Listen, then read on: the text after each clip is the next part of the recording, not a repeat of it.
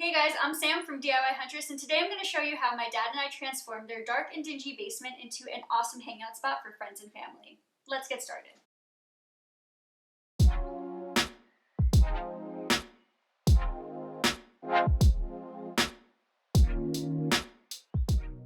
This project is sponsored by Armstrong Ceilings. So it's officially been over a year since my parents moved into their new house, and when they first moved in and there was a lot of construction going on, my dad and I started to work on the basement, but we never quite finished it. We insulated the exterior walls, we started adding interior walls, we started adding different rooms in the basement, and then it quickly became an abandoned project with unfinished tile, open ceilings, and a catch-all for everybody's stuff. Now, my parents love entertaining, but they don't always have the space for extra friends or guests to hang out or spend the night, so my dad and I finally decided it was time to start working on the basement and to start finishing it up.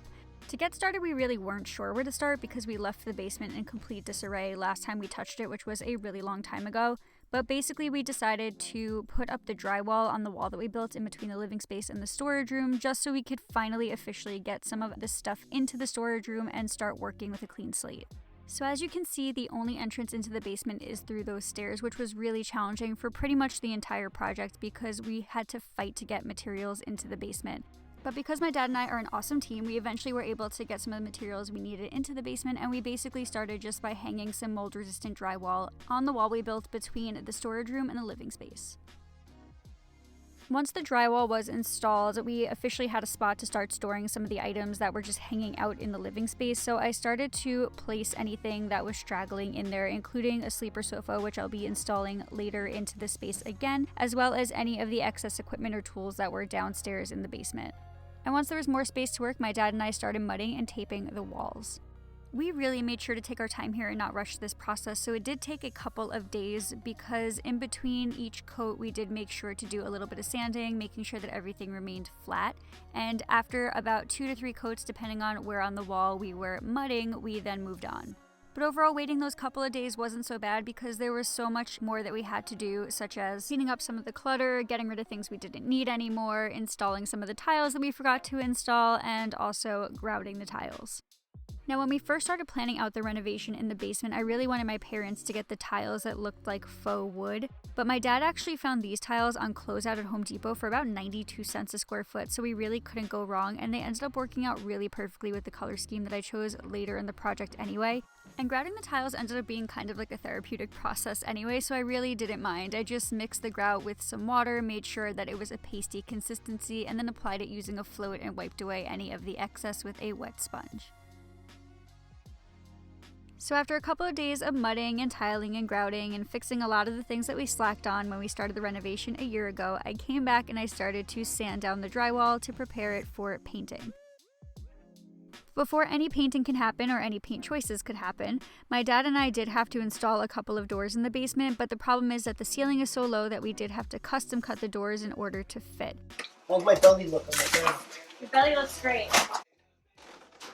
All in all, we ended up installing 2 doors in the basement that were traditional doors. We installed one in between the storage room and the living area, and then we also had to install one in between the laundry room and the living area as well.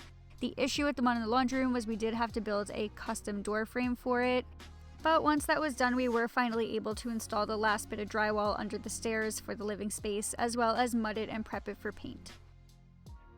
Once everything was dry and ready for painting, I started by making sure that I primed all of the fresh drywall. So even though a lot of paints now come with primer included in the paint, I did want to be safe, and I ended up choosing a drywall primer that was specifically made for fresh drywall, and I spent about a day applying the primer to the drywall before even touching it with any of the paint.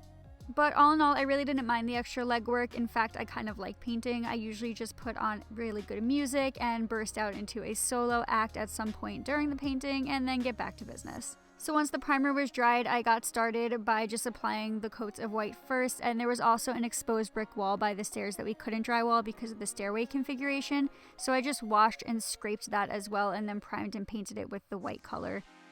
When designing the space, I really wanted to go all white, but my mom had one request, and that was that she wanted a grayish blue accent wall, and so that's what she got. In terms of configuration, the room that you see in the back of the basement with the bicycles, that used to be a cold storage room when my parents moved in, but my dad and I actually insulated it and drywalled it, and we're making it into an official bike storage room. And I have some creative plans for this doorway, so I just thought that the accent wall would look best on this wall.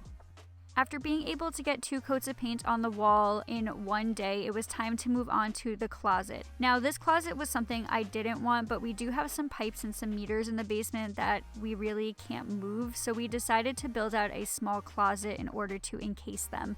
My dad and I really weren't a fan of this idea, but we didn't really have a choice, so my thought was to make the closet doors not look like closet doors and instead to make the doors look like an accent wall.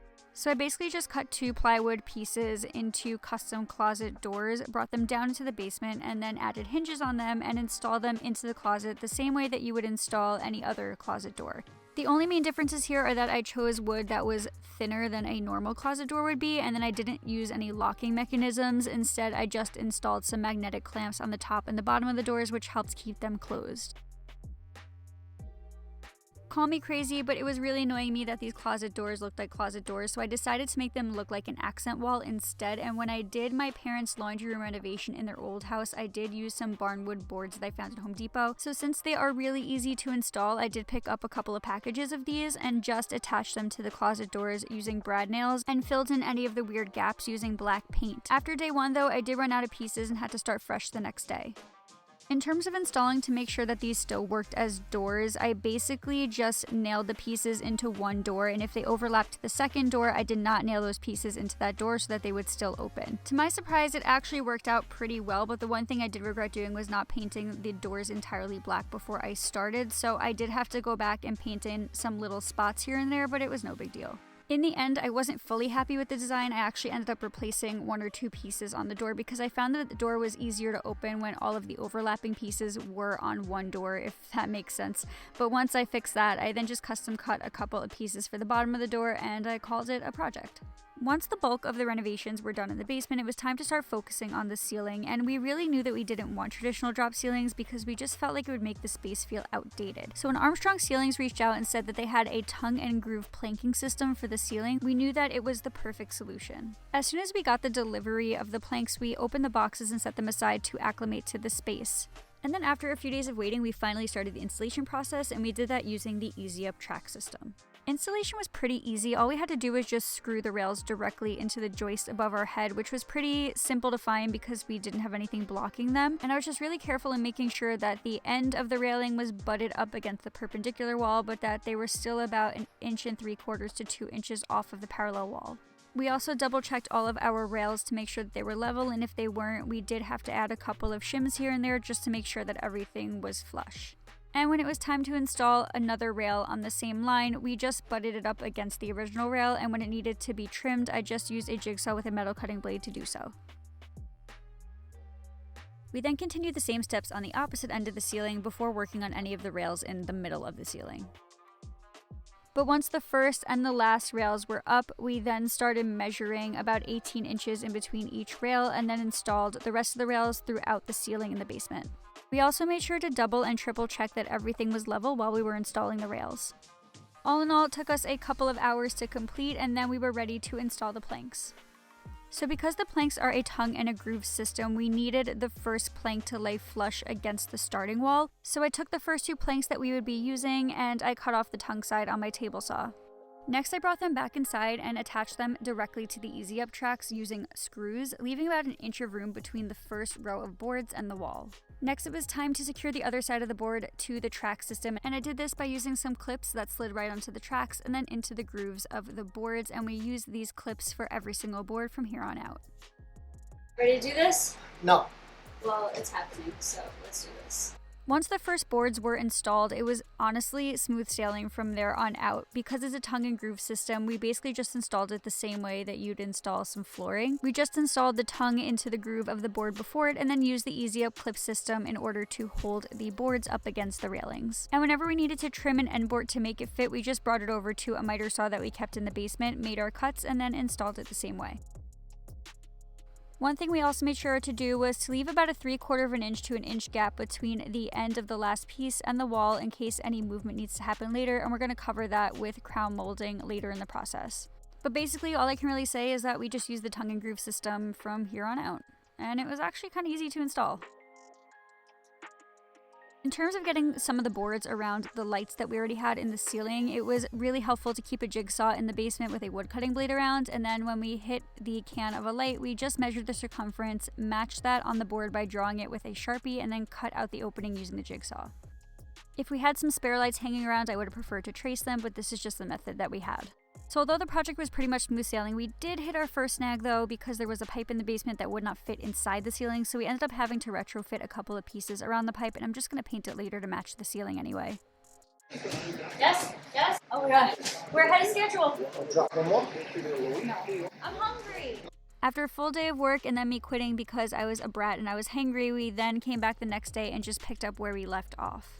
Something that I didn't mention earlier was the reason that we opted for more of a non-traditional drop ceiling instead of just drywalling the ceiling is because we do have a lot of wiring that we may need access to at some point, and it's a lot easier to be able to pull the planks off of the wall rather than cut through drywall. But back to installation, I thought that we would have to screw the last piece into the rails like we did with the first one, but we were actually able to get the last piece to fit with some clips, and we were really happy with how it looked.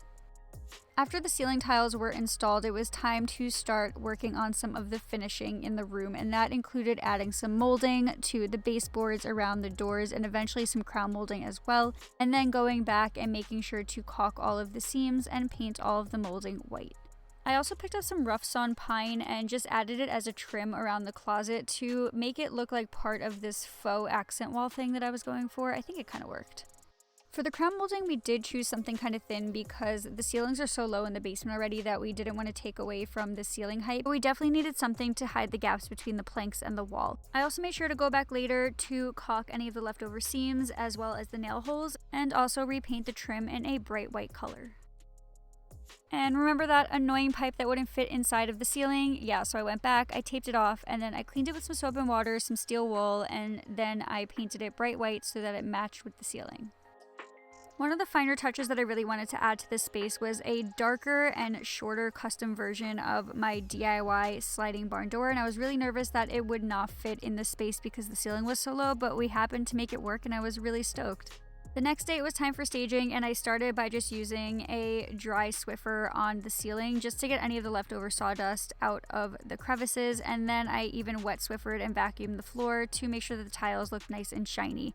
At this point, I had also already gone shopping for a super skinny coffee table because it is a tight space, and after not being able to find what I was looking for, I just went to my shop, took a leftover slab of walnut, cleaned it all up, and added some hairpin legs and used that as a temporary coffee table for the time being. I then rolled out the rug, added a couple of other furniture pieces to the room, and finally added some finishing touches to this unfinished basement that is unfinished no more. After a year in limbo, I cannot believe that this basement renovation is finally done, and I am just so happy with the way it turned out, and my parents could not be more excited to have a space for guests and family and friends to hang out and crash on the sleeper sofa if they need to. I also cannot believe the impact that adding the planks to the ceiling added to this space. There are now no more hanging wires or any hazards, and it just looks so fresh and bright and clean. There are still a couple of rooms in this basement that need to be tackled, and we'll get there eventually, but now I'm feeling highly motivated to get them done now that the main space is complete. So if you're interested in seeing some more renovation projects or DIY projects in general on my channel, please make sure to subscribe. But until next time, friends, thank you so much for watching, and happy DIYing.